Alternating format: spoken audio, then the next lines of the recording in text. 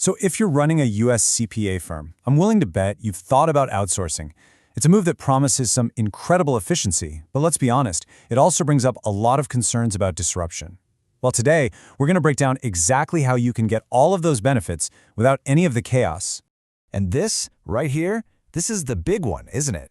You spent years getting your processes just right, especially with those crazy deadlines. The last thing you want is to throw a wrench in the works.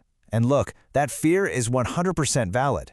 But what if I told you the real goal isn't to change your process at all? What if it's actually about making it stronger? You know, there's this huge gap between what people fear about outsourcing and what it's actually like when it's done right. On one hand, you've got the nightmare scenario, chaos, disruption, and a nosedive in quality. But the reality?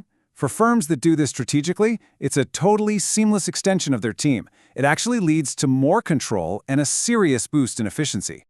This is the key takeaway, really. Success here isn't about ripping out your current workflow and starting over.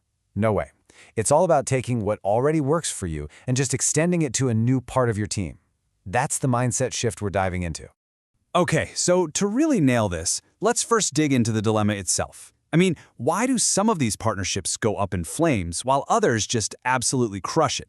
The answer might not be what you think. Here's the thing. The problem usually isn't the outsourcing itself. It's not a lack of skill or a flaw in the model. The real culprit? It's almost always poor onboarding. Think about it. If you treat that initial integration like an afterthought, you're setting even the most talented people up to fail from day one. And that's when you see these common and, frankly, totally avoidable mistakes pop up. Without clear workflows, your new team is basically flying blind, and of course quality is going to suffer. If communication is all over the place, everything gets tangled up. And, maybe the biggest one, if you treat these skilled professionals like temporary help instead of a real part of the team, you lose that all-important sense of ownership. It's just a recipe for disaster. So the big question is, how do you steer clear of all that? Well, the answer is a clear, strategic blueprint for onboarding. It's a plan that turns this whole thing from a potential risk into a massive competitive advantage. Okay, here it is, the 5-step blueprint for success, and it's super logical. We start by understanding your own processes, then we carefully pick the right tasks, document everything, build in solid feedback, and, crucially, get the mindset right. It's all about building a rock-solid foundation of clarity right from the get-go. You know, the number one mistake I see is firms just throwing a mountain of work at a new team right away. That's a huge no-no. Instead, the smart firms start by mapping their own process first. What does review ready actually mean at your firm? Who does the reviewing? What software do they need? Answering these questions is the foundation for everything else. All right, next up. You don't start by handing over your most complex, high-judgment client work. That's just asking for trouble. You start with the repeatable, rules-based stuff. Things like drafting tax returns, organizing work papers, validating data. This lets the team learn your standards on predictable work, which builds their confidence and yours. Which brings us to an absolutely critical point, documentation. I know, it's not the sexiest topic, but it is the unsung hero here.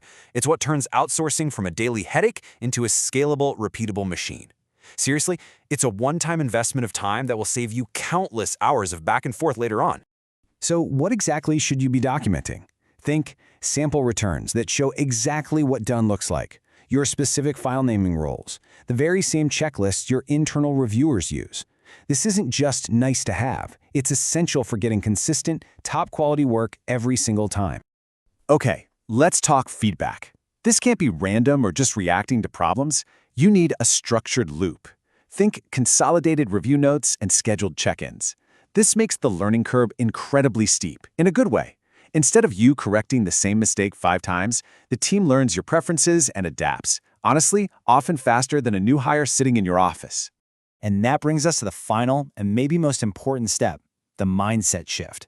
When you stop thinking of them as just some vendor and start treating them as true, long-term team members, everything changes. You get way better results, they build up deep knowledge of your processes, they feel a real sense of accountability, and they become a genuinely reliable part of your firm's future. All right, so you've put in the work. You've built this solid onboarding process. What's the payoff? Let me tell you, the long-term benefits can literally transform your firm. When you get this onboarding piece right, the benefits just start to stack up, and fast. You'll see faster turnarounds. Hello, happy clients. You'll spend way less time bogged down in reviews. And you'll feel so much less stress during tax season, which frees up your partners to focus on that high-value advisory work everyone wants to do. But, of course, none of this matters if it isn't secure. I get it. For any CPA firm, security and confidentiality are table stakes. They're completely non-negotiable. So let's talk about how a professional process tackles this from the very beginning. A pro-level onboarding process bakes security right in from day one. We're talking ironclad confidentiality agreements, secure role-based access to your systems so they only see what they need to see, and crystal clear protocols for how every piece of data is handled. It's all about making your firm's security stronger, not weaker. So what does this actually look like on a calendar? It's not a flip of a switch, it's a phased approach. The first month or so is all about getting set up and running a few pilot assignments. After that, it's all about continuous improvement and slowly expanding what they work on.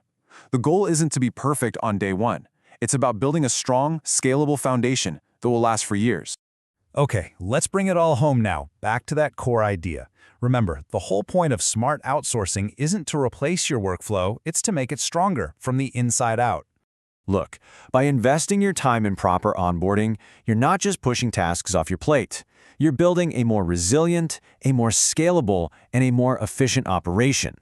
You are actively strengthening the very workflow that made you successful in the first place. And that leaves us with one last really important question to think about.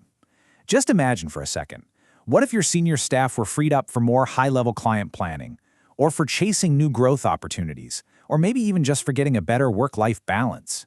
What could your firm really achieve if its engine was just strengthened to run smoother and faster than ever before?